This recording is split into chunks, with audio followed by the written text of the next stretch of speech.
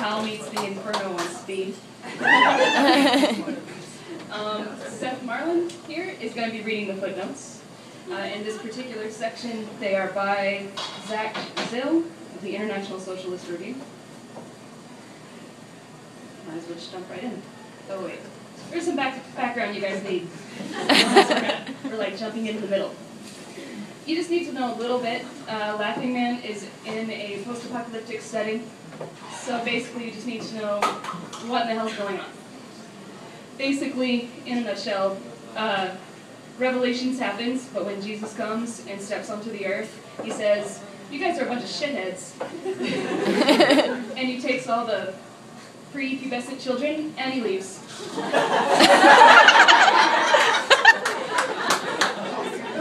So if you've already gone through puberty, you're fucked. So then the devil comes and brings his two little bastard children, and they take over the world, and they create one city, and they gather everybody who is left alive after the bloodbath that had previously taken place. And they call it the City of Balthazar, which is the name of the second beast. And that is where the setting takes place, within the City of Balthazar, which is the only city remaining on the earth. Okay.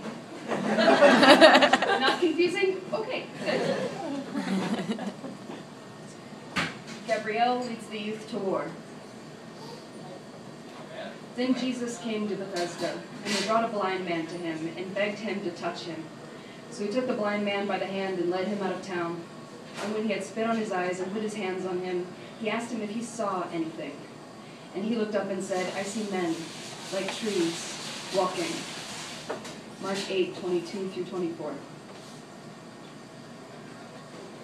The world once green and blue, reduced to black and red by fire and blood, blood of the sun, blood of the slain by human hands, and a living hide in the city, gathered and trained by the beast, savior, benefactor, ruler of hearts. Once many were thankful. Adults and elderly still are sitting in warm houses with food and entertainment and the promise of purpose to guide their future days. But we discarded you, spit on his graven images. The year 2011 will go down in history as a year of youth revolt. Revolutions involving tens of millions of teenagers and 20-somethings have shaken the global political order. These new movements have emerged as a direct consequence of the global economic downturn, which is darkening the futures of many millions of young people. Youth unemployment in particular has become a major international crisis. The city of Balthazar is littered with ruins of the old world. All of their technology and poison, their commerce and e-commerce, servers and ATMs and banks and automobiles and art and science and vaccines and medicines, all the debris of a middle-class domestic life in shambles down the street have been scattered across the world, broken and abandoned relics of those who believed a lie. Money of every kind floats in the wind like ashes of books in a bonfire.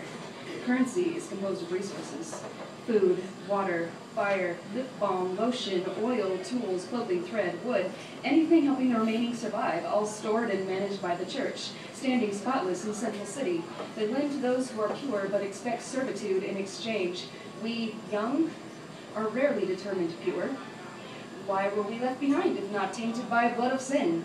We have written our cries on white walls painted red by post-pubescent hands that have neither job nor hope nor education. Blood of the beast fall on us, we say. Roots of the sun upon our backs, we say. Pawn to D7 and no checkmate, we say. Pin our bodies to blood trees, but don't look the other way, we say. We are not the wayward sons, and yet our voices float like ash past the ears of the white fist, we say. Entitlements for the elderly are untouchable, and we live, sinners, in squalor, feeding on the rats of pure economics thrown to us from Balthazar's tower. These arguments create a false impression of comfort among the elderly in order to blame one part of the working class for the problems faced by another part of the same class. The not-so-hidden agenda here is more austerity, as if money cut from Social Security would end youth unemployment. The reality is that older workers are also suffering severe deprivations in the crisis. The few public benefits that still exist need to be maintained and expanded, not ended. Working-class students eventually become working-class retirees, and that the latter are the parents and grandparents of the former. Our aimless factions group under city bridges, sewers, alleys, for we were assigned one destiny to redeem our sinful souls. Join the Peace Corps, volunteers only for the pure white-fist Balthazar employed to keep peace in the city, who spend their days seeking sinners and taking them for judgment to the church. Wayward youths who believe in everything, who believe in nothing of consequence, unite in anger against vengeful leaders of the city, ruling the hearts of men in principle alone but not in practice, for the city has been taken by post-pubescent young and broken into 5 pieces. Today, this generation struggles, from Cairo to New York to Santiago, have revived the tradition of mass revolutionary politics and breathed life into an international left that for decades faced nothing but defeat and retreat. These movements have burst through the restraints of the existing order, calling into question a political and economic setup that has catered only to the rich and the banks at the expense of everyone else. North City, East City, West City, South City, Central City, calling ourselves the Black Fist. We smuggle sinners into the forest when the White Fist comes for judgment. Under the shadow of the church, in the eye of the White Fist, I, Gabrielle, lead the young on crusade. We light fires in the streets, don faces of mortal beasts now foreign to city minds, and dance about the flames, our bodies, masses, twirling, spinning, thrusting to the music of night and the cries of beastly youth, citywide rise on the air to join us. Our bodies young and firm, our bodies lithe and springy, clad black and red for the world, skins sweating and voices howling our pagan calls from masked faces, our empty laments to the God who left us for dead here in Balthazar City. Don't let the fist tell you that prayer and supplication will make your cries heard. We beat our breasts. We wear wolf and coyote, sit on our haunches and howl all night to the naked moon, and no answer greets us. No great man with flaming feet stepping down to lift us on high. We are all forgotten sinners, thrown away like a failed project. I will lead the youth to war.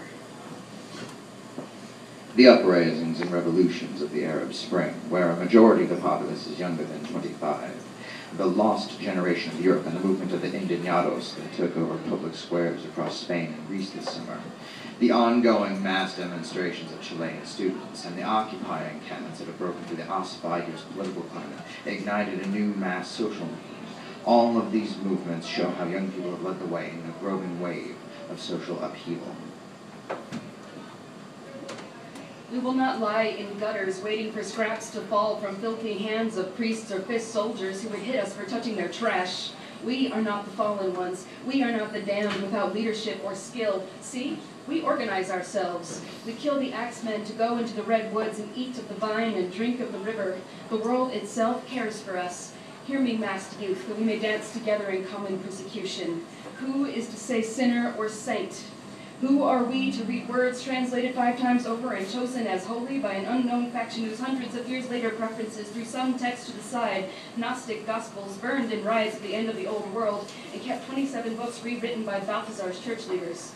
Did the Son not say that we are all sinners, we have all forgotten love, and none deserve paradise? Did he point out the post-pubescent young, or the gay, or the female, or the poor, or the colored, or those of other faiths? Did he single out anyone but everyone, all of us with wayward hearts, all of us turning the other cheek to the suffering of the world and falling on our knees in desperate supplication for our own selfish black souls? I was there. I heard him speak. I saw him turn away. The crisis facing youth today is deep and broad, cutting across national borders and affecting those from all with the most privileged backgrounds. A combination of devastating cuts to education, skyrocketing student debt loads, and meager youth unemployment opportunities faces not only working class but also middle class young people at every turn. The primary channels through which young people become integrated into society, education, and early employment are being cut back and choked off, making them unavailable to most youth. Add into the mix political systems that appear not to know or care about the crisis they have helped create, and there's an explosive mix of insecurity, precariousness, frustration, and anger.